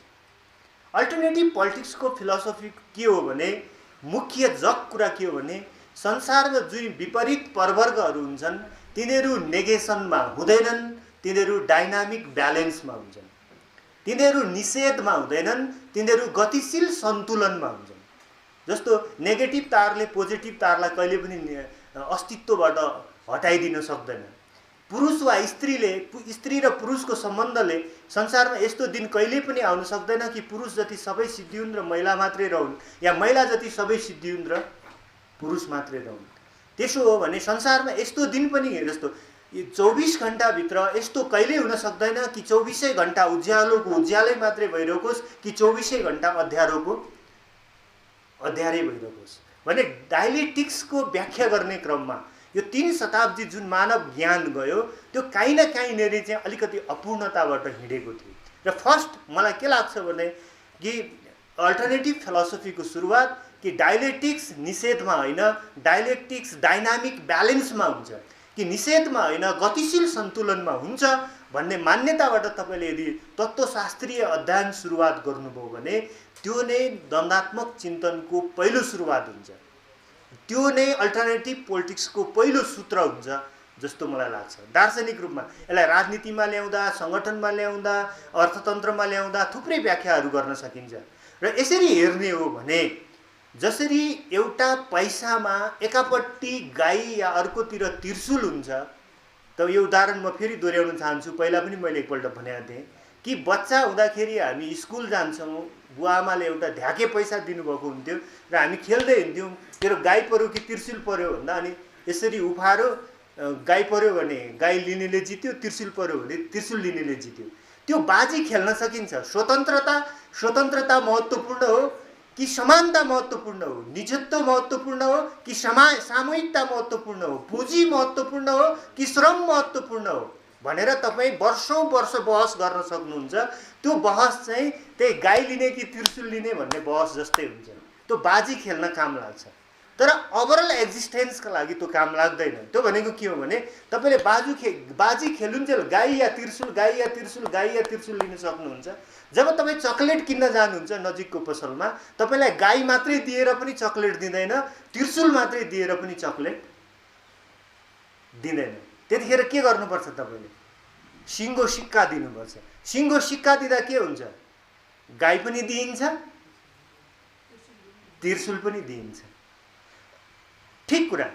तपाईँ अब के आउनुहोस् भने यदि तपाईँ आफ्नो देशलाई विकास र समृद्धितिर लान चाहनुहुन्छ भने तपाईँले पुँजी र श्रम एकअर्कामा गाई र त्रिशूल जस्तो झगडाइरहेको हुन्छन् भनेर सिद्धान्त चाहिँ बनाउन सक्नुहुन्छ। म गाईवादी हुँ, म त्रिशूलवादी हुँ, म श्रमवादी हुँ, म पुँजीवादी हुँ भनेर बहस चाहिँ म स्वतन्त्रतावादी हुँ, म समानतावादी हुँ, म निजित्ववादी हुँ, म व्यक्तित्ववादी हुँ भन्न सक्नुहुन्छ। सामूहिकतावादी यो बहस तपाईँ गरिरहन सक्नुहुन्छ। त्यो भनेको चाहिँ के जस्तो हुन्छ त? त्यो पैसा उफारेर बाजी खेले जस्तो हुन्छ। अनि व्यवहार चाहिँ हामीहरूले के गरेर चलाउनु पर्ने हुन्छ? चकलेट किनेर। अनि देशलाई धनी बनाउनु पर्ने हुन्छ। जुन प्र्याक्टिस जब गर्नै पर्ने हुन्छ, गर्नै पर्ने बेलामा चाहिँ हामीले के गर्नुपर्छ त? गर्नै पर्ने बेलामा चाहिँ हामीले श्रमलाई शोषण हुनबाट श्रम पनि रोक्नुपर्ने हुन्छ र पुँजीलाई निश्चित मुनाफा पनि दिनुपर्ने हुन्छ। किन? जब पुँजीको मुनाफा इन्स्योर गर्न सक्नुहुन्न, कुनै पनि लगानीकर्ताले तपाईँको देशमा आएर लगानी गर्दैन। या जब मेरो 100 रुपियाँ मैले 1000 चोटि लगानी गरेर आएँ भने पनि फर्किँदा 100 रुपियाँ भएर फर्किन्छ भन्ने जब कुनै लगानीकर्तालाई लाग्छ, उसले 100 रुपियाँलाई फेरि 100 रुपियाँ बनाउन, फेरि 100 रुपियाँ बनाउन, फेरि 100 रुपियाँ बनाउन कुनै पनि प्रोजेक्ट या व्यवसाय लन्च गर्दैन। अनि लगानी बिना अर्थतन्त्रको विकास त्यो असम्भव कुरा हो। त्यसैले गर्दा हिजोको के थियो भने पुँजी कसरी बन्छ भन्दा हिजो के भन्यो भने मार्क्सिस्ट एप्रोचले पुँजी शोषणबाट बन्छ भने, मार्क्सले भने पुँजी शोषणबाट बन्छ, अनि एडम स्मिथले भने पुँजी बचतबाट बन्छ। त्यस अपोजिट उनले भने कि जो पुँजीपति जो उपभोग कम गर्छ र जोगाउँछ र जोगाएको पैसालाई फेरि लगानी गर्छ त्यो बचत हो। बचतबाट पुँजीको निर्माण हुन्छ। कार्ल मार्क्सले भने कि पुँजीपतिले मजदुरलाई ज्याला तलब चाहिँ एकदमै थोर दिन्छ अनि जोगेको पैसालाई चाहिँ जोगाउँछ र त्यसलाई पुँजीको रूपमा उसले पुनरुपयोग गर्छ र त्यो गर्छ। हामीले आज के बुझ्नुपर्छ भने पुँजी निर्माणका दुईटै तरिकाहरू छन् र बचत र शोषण। यो शोषण भन्नुहोस् या अरूबाट लिइने चिज भन्नुहोस्, हैन? कतिपय ठाउँमा मान्छेहरूले शोषणलाई रिसोर्स एक्सप्लोइट गर्नुपर्छ भन्दा पोजिटिभ अर्थमा पनि लिइरहेका हुन्छन्। कतिपय ठाउँमा हामी शोषण भन्दाखेरि त्यसलाई नेगेटिभ अर्थमा पनि लिइरहेको हुन्छ। यहाँनिर के हो भने हामीले बचत र लगानीको बिचमा, त्यो लगानीलाई जुन कार्ल मार्क्सले शोषण भन्नुहुन्छ, हैन, बचत र लगानीको बिचमा, श्रम र पुँजीको बिचमा एउटा यस्तो खालको अघि मैले भनेको थिएँ कि नेगेसन होइन, डाइनामिक ब्यालेन्स, गतिशील सन्तुलन मिलाउन सक्नुपर्छ। हाम्रो देशमा विकास अहिले किन भइरहेको छैन यो बहसमा अहिले म नजाम, तर मुख्य हाम्रो दार्शनिक सोचहरू नै के खालको भयो भन्दाखेरि एक खालको मजदुरहरू मरे मरुन् भन्ने खालको भयो, अर्को खालको चाहिँ फ्याक्ट्रीहरू बन्द भए हुन् भन्ने खालको भयो। यो दुईटै चाहिँ फेरि यो अघि मैले भने जस्तो पैसा उफारेको खेल जस्तो मात्रै हो, एक्चुअल प्र्याक्टिसमा त हुनेवालै छैन। उदाहरणको लागि म भनौँ कि नेपालका नाम चलेका ठुला पुँजीपतिहरू विनोद चौधरी एमालेमा छन् उदाहरणको लागि, होइन, मोतीलाल दुगड एमालेमा छन्, राज्यलक्ष्मी गोल्छा एमालेमा छन्, समथिङ खेतान अर्को कुनै कम्युनिस्ट पार्टीमा हुनुहुन्छ, माओवादीमा पनि देशमा नाम चलेका एकजना उद्योगपतिहरू होलान्। प्र्याक्टिसमा चाहिँ के भइरहेछ त भन्दा देशका सबै नाम चलेका ठुला बुर्जुवा भन्नुहोस्, उद्योगपति भन्नुहोस्, लगानीकर्ताहरू भन्नुहोस्, अधिकांश कम्युनिस्ट पार्टीको मेम्बर, सपोर्टर या एमपीहरू शुद्ध छन्। तर प्र्याक्टिसमा चाहिँ यतापट्टि सिद्धान्तमा चाहिँ के भनिन्छ? सिद्धान्तमा के भनिन्छ भने यी पार्टीहरू चाहिँ सर्वहाराका हुन्, यिनीहरूले वर्ग सङ्घर्ष गर्छन् भन्नका लागि चाहिँ त्यो भनिन्छ, होइन? भनेको मतलब के हो भने उहाँ अघि मैले सुरुमै एउटा भनेको थिएँ कि वैकल्पिक दर्शनको एउटा उद्देश्य व्यवहार र सिद्धान्त बीचमा भएको असङ्गतिलाई हटाउनु हो। फेरि मैले सुरु यहाँनिर असङ्गति भयो कि भएन? कम्युनिस्ट पार्टीहरू नेपालमा वर्ग सङ्घर्ष गर्ने, ल मैले यो अघि लिएका नामहरू यसले झुटो तपाईँले यसले भन्यो कि भनेर तपाईँले एउटा सर्वे रिसर्च गरेर हेर्नुहोस्। मैले पाएको तथ्याङ्कअनुसार नेपालका प्रतिष्ठित व्यापारिक घरानाहरू जसलाई कम्युनिस्ट फिलोसोफीले बुर्जुवा, पुँजीपति वा शोषक भन्छ, तीमध्ये 75% भन्दा बढी नेपालको कम्युनिस्ट पार्टीको मेम्बर, सपोर्टर या एमपी छन्। दुगड, खेतान। अब तपाईँको प्र्याक्टिसमा खोइ भयो त? प्र्याक्टिसमा खोइ भयो त?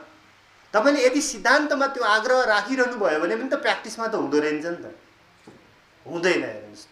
त्यसैले आर्थिक विकासको युगमा हामीले श्रम र पुँजी बीचको द्वन्द्वात्मक सन्तुलनलाई मिलाउन सक्ने, पहिला के भनिन्थ्यो भने पुँजीपतिले शोषण गरेर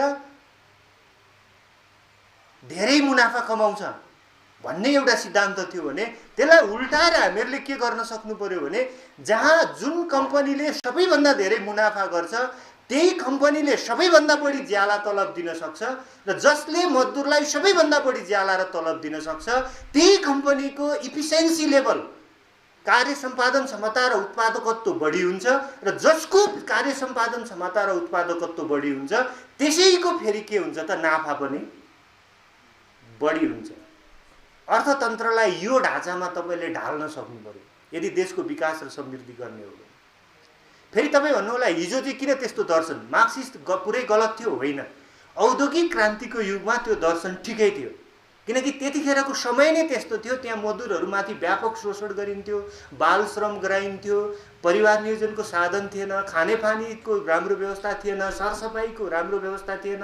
एउटा बुवालाई काम दियो भने श्रीमतीदेखि लिएर जान बच्चा सबैले त्यसको फ्याक्ट्रीमा काम गरिदिनु पर्थ्यो। त्यो एउटा युग थियो। त्यसैले त्यो युगमा त्यो दर्शन जन्मिनु। अघिले हामीले भनेको छ नि, चिन्तनहरू युगसँग जोडिएको हुन्छन्, टाइमसँग जोडिएको हुन्छन्। औद्योगिक क्रान्तिको युगको युरोपमा मार्क्सवाद जस्तो सिद्धान्त जन्मिनु ठिक थियो, तर 21औं शताब्दीमा हामीले फेरि नेपालको तीव्रतर आर्थिक विकास र समृद्धिको कुरा गर्छौँ भने हामीले श्रम र पुँजी बीचको काहीँ न काहीँ सन्तुलन मिलाउन सक्नुपर्छ। हामीले यस्ता कम्पनीहरू, यस्ता लगानीकर्ताहरूको कल्पना गर्नुपर्छ जसले मजदुरलाई सबैभन्दा बढी ज्याला तलब दिन्छन् र उनीहरूलाई खुसी बनाएर उनीहरूको कार्य सम्पादन क्षमतालाई बढाउँछन्। उनीहरूको कार्य सम्पादन क्षमता बढेको कारणले फ्याक्ट्रीको उत्पादन र उत्पादकत्व वृद्धि हुन्छ र मुनाफा पनि बढी हुन्छ। बढी भएको मुनाफा फेरि अर्को ठाउँमा लगानी हुन्छ। त्यहाँनिर राज्यले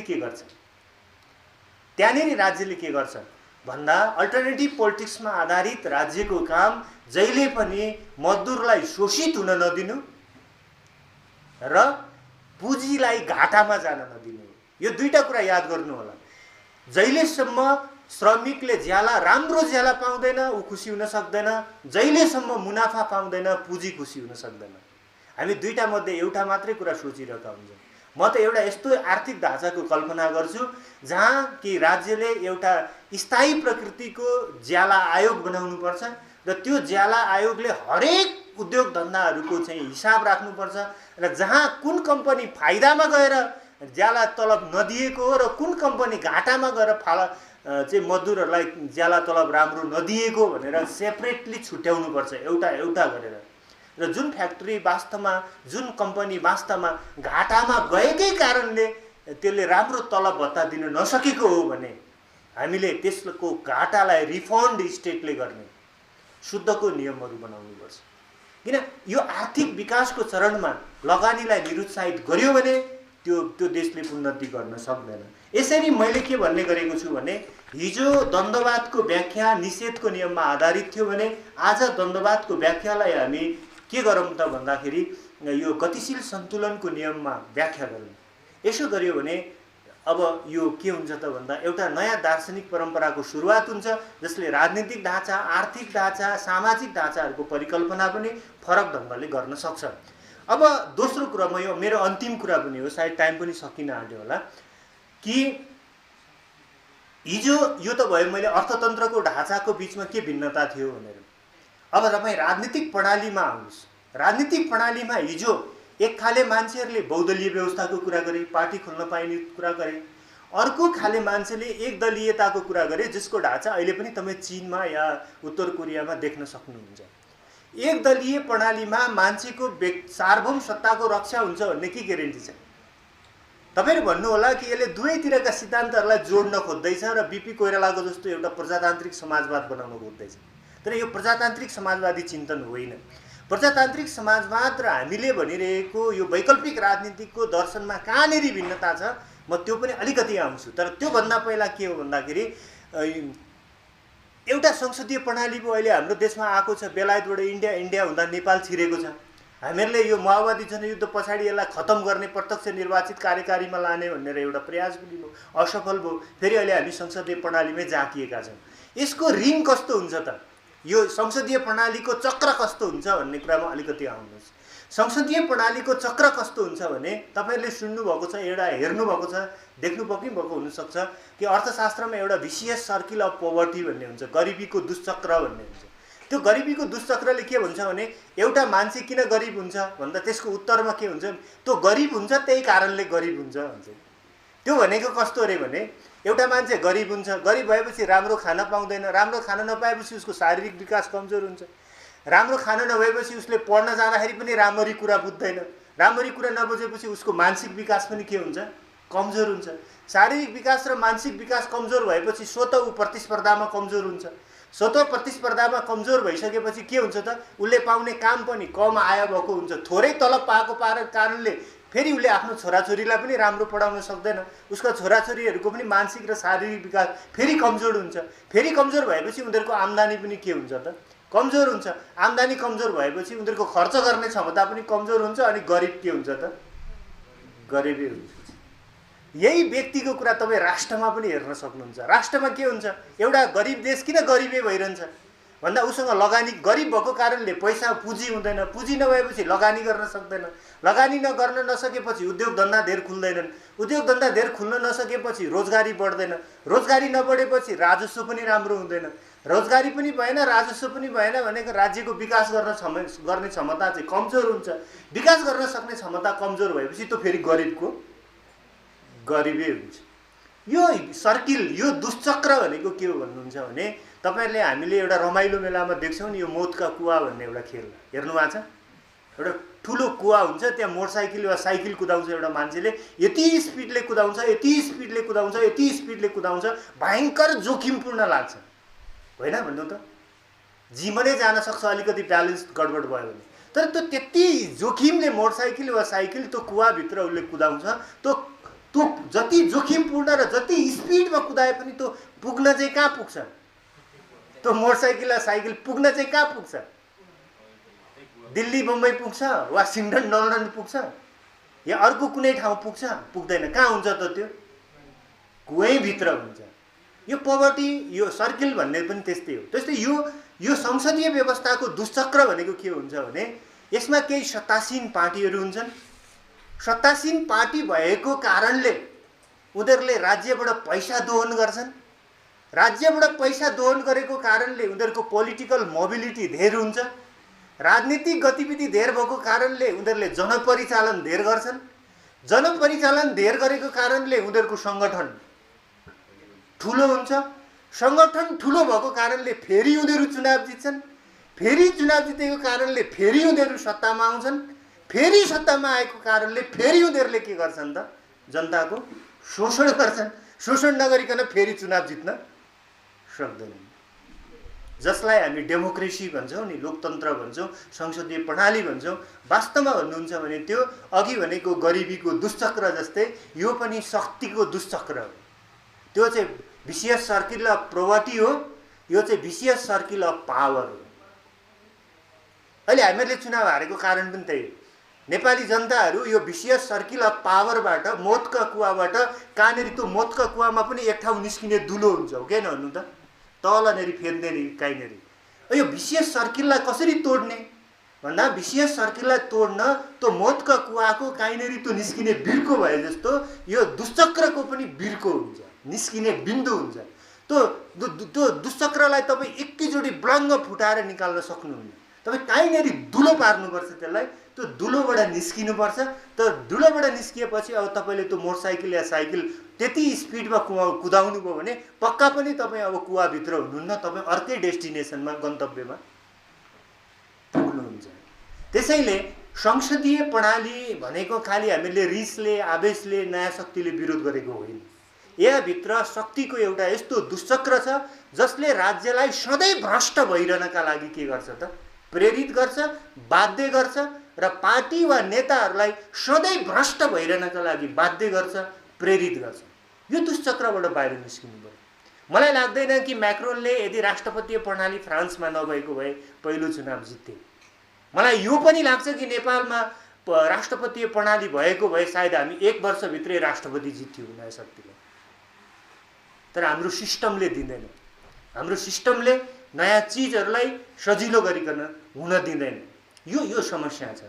मैले यो कुरा केसँग जोडिरहेको थिएँ भने अघि मैले अर्थतन्त्रको ढाँचा कुरा गरेँ भने वैकल्पिक राजनीतिको कुरा गर्दा हामीले यो शक्तिको दुश्चक्रमा फसेको संसदीय प्रणाली वा यसको विकल्पमा ल्याइएको भनेको कम्युनिस्टहरूको एकदलीय प्रणाली। एमाले जब ल्यायौँ हामीले एकदलीय कम्युनिस्ट प्रणाली छोड्यौँ, बडो प्रजातन्त्रमा डाइभर्ट गर्यौँ भन्छ होइन। तर ऊ कम्युनिस्ट प्रणाली छोडेर आएर जाकिएको त अघिको यही शक्तिको दुश्चक्रमा त हो नि। के नयाँ गरेको हो र? कम्युनिस्टको एकदलीय प्रणाली छोडिसकेपछि उसले डेमोक्रेसीको अर्को कुनै ढाँचा निर्माण गरेर हामीलाई दिएको भए त्यो रचनात्मक हुन्थ्यो। तर यो एक्जिस्टिङ संसदवादको शक्तिको दुश्चक्र यो त बेलायतदेखि भारतसम्म, भारतदेखि नेपालसम्म करिब 250 वर्षसम्म छँदै थियो त होइन र? र अल्टरनेटिभ पोलिटिक्सको राजनीतिक मान्यता के हो भने यो संसदवादको पनि विरुद्धमा हुन्छ र कम्युनिस्टहरूको सरबारावादको पनि विरुद्धमा हुन्छ। सरबारावाद भन्नाले सरबाराको एकदलीय अधिनायकवाद, जसलाई नयाँ माओवाद भन्नुहोस् या लेनिनवाद भन्नुहोस् या सोभियत प्रणाली भन्नुहोस् या चाइनिज प्रणाली भन्नुहोस्, यसको पनि विरुद्धमा हुन्छ। यसले एउटा अर्को खालको डेमोक्रेसीको कल्पना गर्छ जुन डेमोक्रेसीमा हामी शक्तिको दुश्चक्रलाई छेड्छौँ र त्यसलाई छेडेर वास्तविक रूपमा जनतालाई शक्तिशाली र सार्वभौम सत्ता सम्पन्न बनाउँछौँ कि जनताले जित्नेलाई भोट दिने भन्ने दृष्टिकोण छोड्छ र के दृष्टिकोण बनाउँछ भने मलाई जसलाई मन पर्यो त्यसलाई भोट दिन्छु। यो शक्तिको दुश्चक्रमा मतदाताहरूको मनोविज्ञानलाई यसरी ढालिएको हुन्छ। उसले के सोध्छ भने हार्नेलाई किन भोट दिनु भन्छ, राम्रोलाई नराम्रोलाई किन भोट दिनु भनेर सोध्छ, नराम्रोलाई किन भोट दिनु, राम्रोलाई किन भोट नदिनु भनेर उसले प्रश्न गर्दैन। उसले के प्रश्न गर्छ, हार्नेलाई किन भोट दिनु, सानालाई किन भोट दिनु भन्छ। हुनुपर्थ्यो के, मतदाताको मनोविज्ञान हुनुपर्थ्यो के हो, राम्रो के अरे हारोस् कि जितोस् मेरो मत यो हो, मेरो थट यहाँ यो पार्टीलाई यो विचारलाई दिएँ भने मैले दिएको भोटमा 10 भोटै आयो भने पनि हामी जस्तो सोच्ने मान्छेहरू 10 जना रहेछौँ भनेर पुष्टि हुन्छ। त्यसैले मेरो भोट चाहिँ मैले मन पराएकै ठाउँमा दिनुपर्छ भन्ने साइकोलोजी विकास भइरहेको हुँदैन। त्यसैले गर्दा हामी लोकतन्त्रको एउटा यस्तो फरक ढाँचाको कल्पना गरिरहेका छौँ जसलाई हामीले 5 भित्रको एउटा सहभागितामूलक समावेशी र चाहिँ के भने समानुपातिक लोकतन्त्र भनेका छौँ। यो लोकतन्त्रका 3-4 वटा कम्तीमा 17-18 वटा पोइन्टहरू छन्। त्यो 17-18 वटा पोइन्टहरू मध्ये मुख्य गरिकन पोलिटिकल सिस्टमलाई रिफर्म गर्नको लागि हामीले प्रत्यक्ष निर्वाचित कार्यकारी र पूर्ण समानुपातिक संसदको कुरा गरेका छौँ। यस्तो खालको राजनीतिक प्रणालीको कल्पना गर्ने नेपालमा अल्टरनेटिभ पोलिटिक्स मात्रै हो, नयाँ शक्ति मात्रै हो भन्ने मलाई लाग्छ। त्यसैले आर्थिक ढाँचामा पनि श्रम र पुँजीबीचको गतिशील सन्तुलनलाई कायम गर्ने र राजनीतिक प्रणालीमा पनि एकदलीय कम्युनिजम या संसदवाद भन्दा बिल्कुल फरक एउटा फरक प्रकारको लोकतन्त्रको सिर्जना गर्ने, लोकतन्त्रको नयाँ ढाँचा सिर्जना गर्ने हैन। त्यसका त्यो लोकतन्त्रको नयाँ ढाँचाको पूर्ण व्याख्या अहिले म गर्न भ्याउन्न हैन, त्यसको समयले दिन्न। तर त्यस्तो खालको एउटा, त्यसैले पोलिटिक्समा पनि एउटा नयाँ मोडेल, अर्थतन्त्रमा पनि एउटा नयाँ मोडेल, यो चाहिँ वैकल्पिक राजनीतिक दर्शनको आधार बिन्दु हो भन्ने चाहिँ मलाई लाग्छ। तर यो भनिरहँदा हामीले के बुझ्नुहुन्न भने यो दर्शनको द्वन्द्ववादी परम्परा भन्दा बिल्कुल फरक चाहिँ छैन।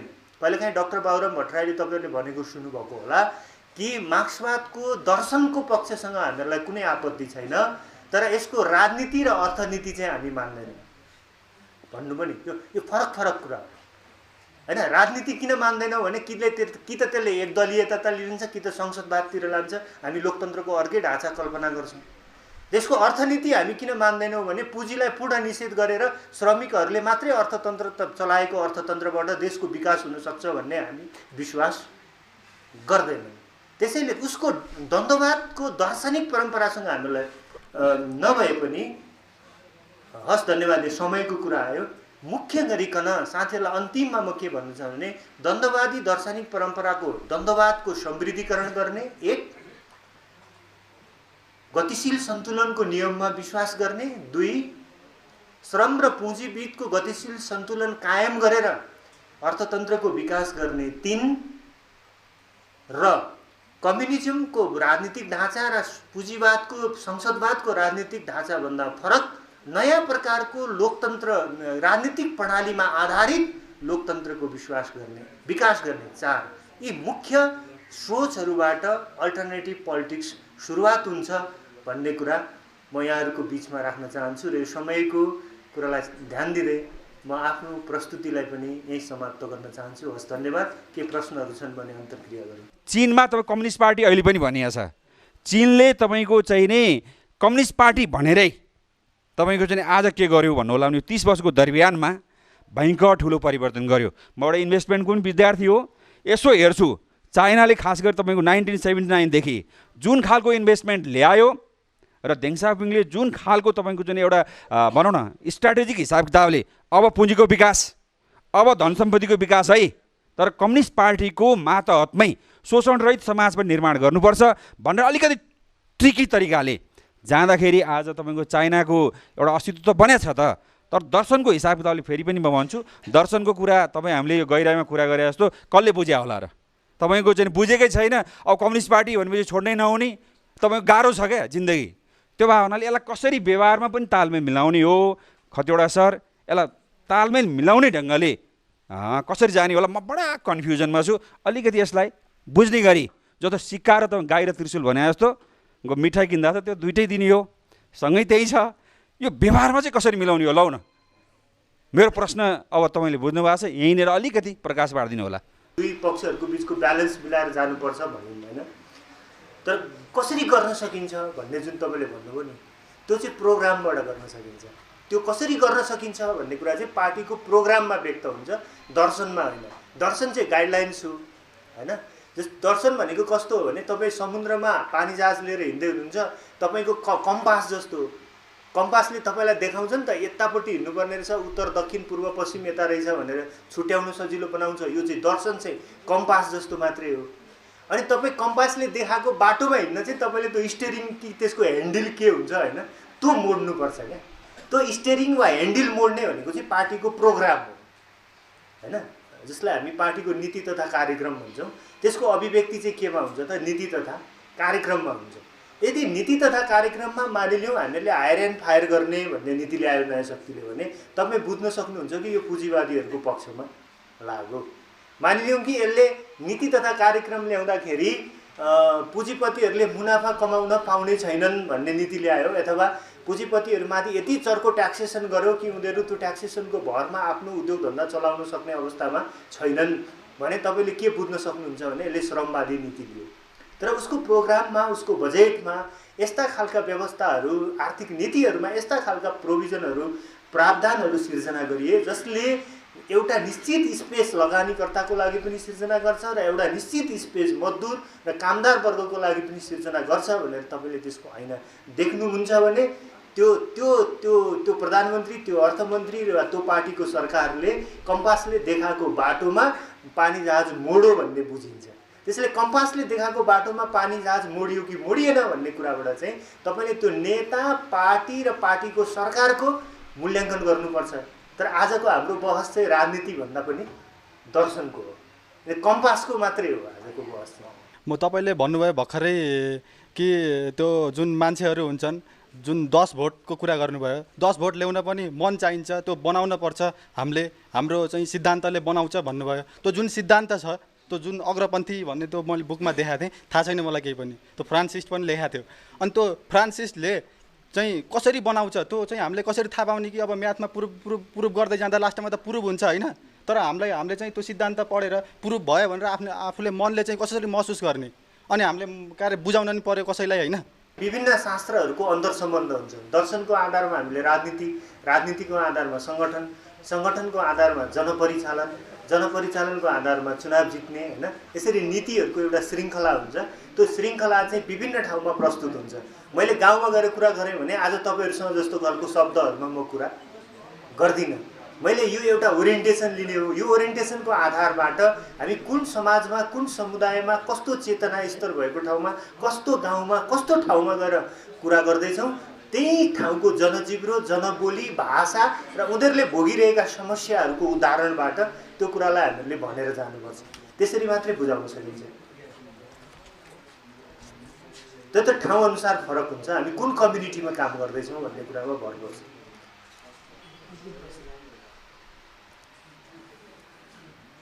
नेपाली काङ्ग्रेस पार्टीको दर्शन समाजवाद, कम्युनिस्टहरूको वैज्ञानिक साम्यवाद, अल्टरनेटिभ पार्टीहरूको समाजवाद समुन्नत समाजवाद भनिन्छ। समुन्नत समाजवाद यसका आधारभूत चिज के हुन् र समुन्नत समाजवाद कस्तो हुन्छ, हैन? समुन्नत समाजवाद भन्ने शब्द हामीले किन प्रयोग गरेको भने दुईटा अर्थमा प्रयोग गरेको।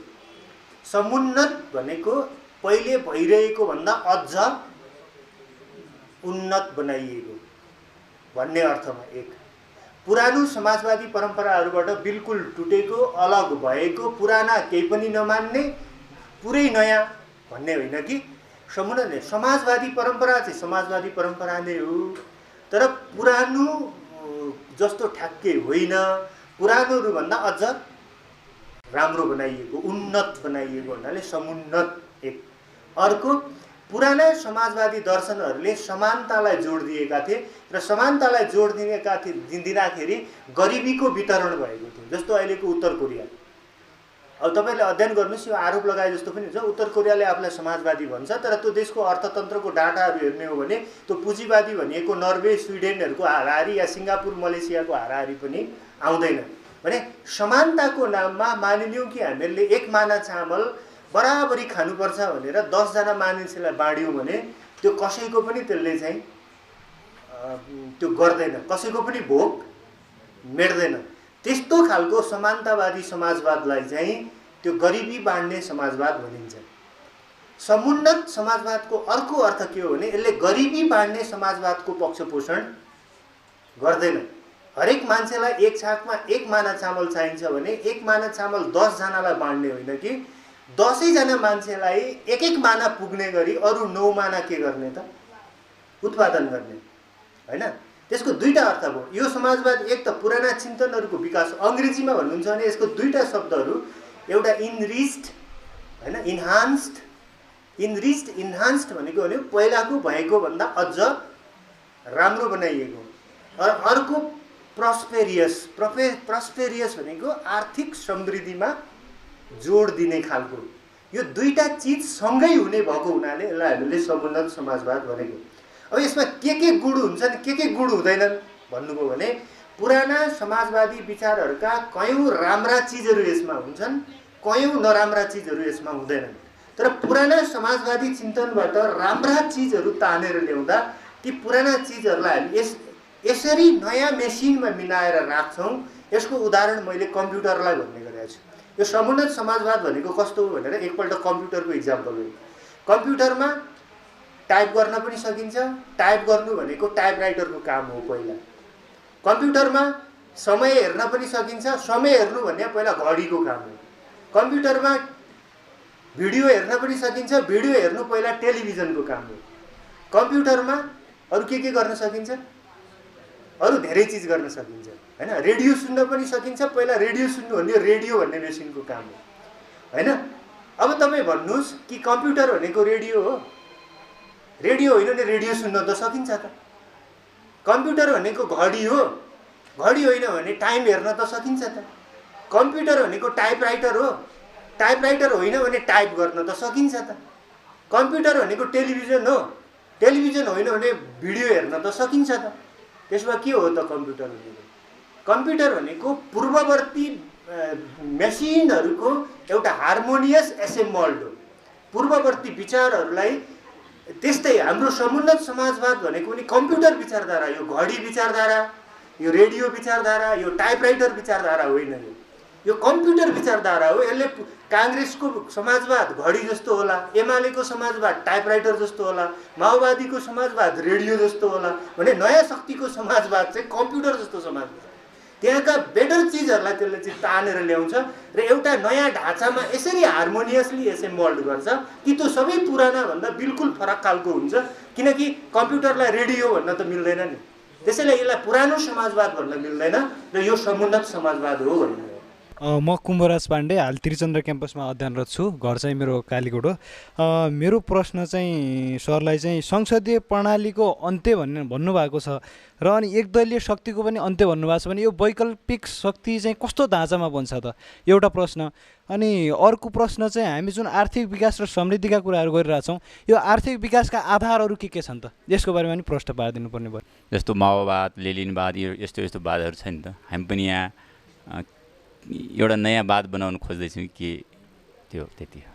मलाई साथीहरूलाई यहाँ अनुरोध गर्छु कि आयोजक साथीहरूलाई कुनै दिन एक दिन नयाँ शक्तिको लोकतन्त्रको ढाँचाबारे मात्रै बहस गर्ने एउटा कार्यक्रम कोही साथीबाट राख्नु होला र उहाँलाई पनि निम्त्याउनु होला कि अरूको लोकतन्त्रको ढाँचा र हाम्रो लोकतन्त्रको ढाँचा कसरी फरक हुन्छ भन्ने त्यहाँ एउटा अब तुलनात्मक अध्ययन होस् भन्ने म चाहन्छु। किन आज त्यो भ्याइँदैन जस्तो मलाई लाग्छ। जहाँसम्म आर्थिक समृद्धिको कुरा कसरी सम्भव छ, यसको आधार के हो भन्ने कुरा छ, यो पनि एउटा लामो व्याख्या हुनुपर्ने हुन्छ। यसको पनि नयाँ शक्तिको आर्थिक नीति भन्ने एउटा व्याख्या कार्यक्रम कुनै दिन राखियोस् भन्ने म आग्रह गर्न चाहन्छु। र छोटो गरी तपाईँलाई के मात्रै भन्न चाहन्छु भने अरूले पनि आर्थिक विकासको कुरा गर्छन्, हामीले पनि आर्थिक विकासको कुरा गर्छौँ। केपी ओलीले पनि अहिले विकास र समृद्धिको चर्को कुरा गर्छन्। साँच्चै भन्ने हो भने अबको निकास आर्थिक विकास भन्ने नारा नयाँ शक्तिले दियो, यो अहिले कमन नारा भएको छ। हरेक पार्टीको प्रोग्राममा जानु सबैले भन्ने त्यहाँ आर्थिक समृद्धि र विकासै हो। तर फेरि यो आर्थिक समृद्धि र विकास अहिले भनिएको होइन, पहिलेदेखि भनिएको। पञ्चायतकालमा राजा महेन्द्रले पनि विकासको मूल फुटाउँ भन्ने एउटा नारा दिए। पछि वीरेन्द्रको पालामा उनले चाहिँ नेपाललाई 10 वर्षभित्र एसियाली मापदण्डमा पुर्याउने भन्ने अर्को नारा ल्याए। पछि गणेशमान सिंहले 46 सालपछि एउटा भाषण गर्नुभयो, बहुचर्चित भाषण। उहाँले के भन्नुभयो भने हिजो मैले राजनीतिक क्रान्तिका लागि रगत मागेँ, आज आर्थिक क्रान्तिका लागि भोट माग्छु भन्नुभयो। त्यसैले विकास र समृद्धिको नारा नेपालमा बिल्कुलै नयाँ होइन। यो महेन्द्रले पनि भनेकै हो, वीरेन्द्रले पनि भनेकै हो, गणेशमान सिंहले पनि भनेकै हो, केपी ओलीले पनि भन्दै हुनुहुन्छ, अरूले पनि भन्दै हुनुहुन्छ। तर अरूले भनेको आर्थिक विकासको कुरा र नयाँ शक्तिले भनेको आर्थिक विकासको कुरा या समृद्धिको कुरामा के भिन्नता हो त भनेर तपाईँले भन्नुहुन्छ भने अरूले गर्ने आर्थिक विकासको कुरा मात्रात्मक विकासको कुरा हो। जस्तो गाउँमा पुल छैन, पुल बनाऊँ, स्कुल छैन, स्कुल बनाऊँ, सडक छैन, सडक बनाऊँ, होइन, अलिकति 2-4वटा कल्भर्ट थपौँ, सांसदहरूले अलिकति विकास बजेट पाउनु पर्यो, 2-4वटा कल्भर्टहरू थपिनु पर्यो। यो खालको विकासको कुरा अरूले गरेका हुन्। हामीले त्यो विकास चाहिँदैन चाहिँ भनेका छैनौँ, त्यो विकास पनि चाहिन्छ। तर हामीले भनेको विकास चाहिँ के हो भने देशको अर्थतन्त्रको गुणात्मक विशेषताहरू फेर्ने। त्यो गुणात्मक विशेषताहरू फेर्ने भनेको कस्तो त भन्दा जस्तो नेपाललाई अल्पविकसित देशहरूको समूह भनिन्छ भन्यो भने नेपाललाई अल्पविकसित देशहरूको समूहबाट बाहिर निकाल्ने, माथि ल्याउने, होइन। नेपाललाई चाहिँ 750-800 मात्रै प्रति व्यक्ति आय भएको देशको रूपमा गणना गरिन्छ भने न्यूनतम 1500 प्रति व्यक्ति आय घटाउने। नेपाललाई आयातमुखी देश बनिन्छ भन्यो भने यसलाई निर्यातमुखी देश बनाउने, होइन। नेपालको व्यापार घाटा छ भन्यो भने नेपालको व्यापार घाटालाई उल्टो पारिदिने, व्यापार नाफा बनाइदिने भनेको देशको अर्थतन्त्रको क्वालिटेटिभ मात्रात्मक त्यो के भन्छ मात्रात्मक परिवर्तनको कुराहरूको हो भने हाम्रो चाहिँ गुणात्मक परिवर्तनको कुरा हो। कि जसरी सिङ्गापुरलाई 30 वर्ष 40 वर्ष अगाडि संसारको एउटा गरिब मुलुकमा काउन्ट गरिन्थ्यो भने उसलाई अहिले चाहिँ संसारको विकसित मुलुक अमेरिकाको हाराहारी या त्योभन्दा पनि राम्रो स्केन्डिनेभियन मुलुकहरूको हाराहारीमा तुलना गरिन्छ भने नेपाललाई अहिले अल्पविकसित मुलुकहरूको विपन्न मुलुकहरूको मापदण्डबाट तुलना गरिन्छ भने आउँदो 25 वर्षभित्र नेपाललाई चाहिँ विकसित मुलुकहरूको मापदण्डबाट हेरिनु पर्यो। जस्तो नेपालमा अल्पविकसित मुलुकहरूको मापदण्डबाट हेरेर के भनिन्छ भने नेपालमा अहिले 25देखि 30% गरिबी छ भनिन्छ। तर नेपालको अल्पविकसित मुलुकहरूको मापदण्डबाट तपाईँले विकसित मुलुकहरूको मापदण्डबाट हेर्नुभयो भने नेपालमा 68% गरिबी छ। तपाईँ कुन डाटालाई एक्चुअल मान्नुहुन्छ? यदि हामी विकसित मुलुकहरूको तथ्याङ्कबाट हेर्ने हो भने त करिब हामी 30% मान्छेहरू मात्रै धनी छन् भने अल्पविकसित मुलुकहरूको तथ्याङ्कबाट हेर्नुभयो भने 30% मान्छे मात्रै गरिब छन्। यसले टोटल आर्थिक विश्लेषण पद्धतिमा भएका तथ्याङ्कहरूलाई गुणात्मक ढङ्गले इन्डिकेटरहरू फेर्ने र नयाँ इन्डिकेटरहरूका आधारमा नेपालको अर्थतन्त्रको गुण कायम गर्ने कुरा चाहिँ नयाँ शक्तिको समृद्धिको कुरा हो। उहाँले भन्नुभएको थियो नयाँ वाद।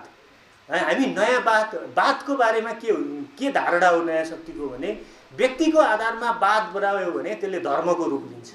जस्तो क्रिस्चियनिटी क्राइस्टले सुरु गर्नुभयो, क्राइस्टलाई मान्नेहरू क्रिस्चियन हुन्छन्। एउटा क्रिस्चियनले कहिले पनि क्राइस्टलाई अवज्ञा गर्न सक्दैन।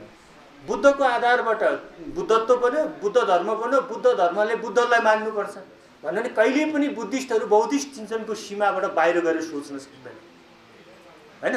मोहम्मद पैगम्बरले चाहिँ कुरान बनाउनु भयो अथवा इस्लाम धर्म बनाउनु भयो। इस्लाम धर्म हामी यो कन्सेप्टमा बात बनाउने पक्षमा छैनौँ। त्यो कन्सेप्ट हो। कन्सेप्ट अवधारणा र सत्य फरक हुन्छ। जस्तो मुस्लिमको एउटा सोच्ने तरिका हुन्छ, क्रिस्चियनको हिन्दूको सबैको आफ्नो आफ्नो सोच्ने तरिका हुन्छ। ती कन्सेप्टहरू हुन्। तर ट्रुथ के हो भने मुस्लिम पनि मर्छ, हिन्दू पनि मर्छ। मुस्लिम पनि उही प्रक्रियाले जन्मिन्छ, हिन्दू पनि उही प्रक्रियाले जन्मिन्छ। मुस्लिमलाई पनि गालामा कुटो भने दुख्छ, हिन्दूलाई पनि गालामा कुटो भने दुख्छ। त्यो चाहिँ ट्रुथ हो। नयाँ शक्ति पर्सेप्सनमा आधारित, अवधारणामा आधारित वादको पक्षमा छैन।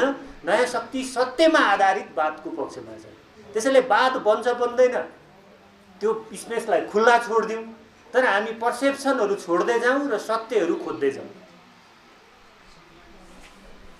हस्, यहाँहरू सबैलाई मलाई सुनिदिनु भयो, धन्यवाद छ।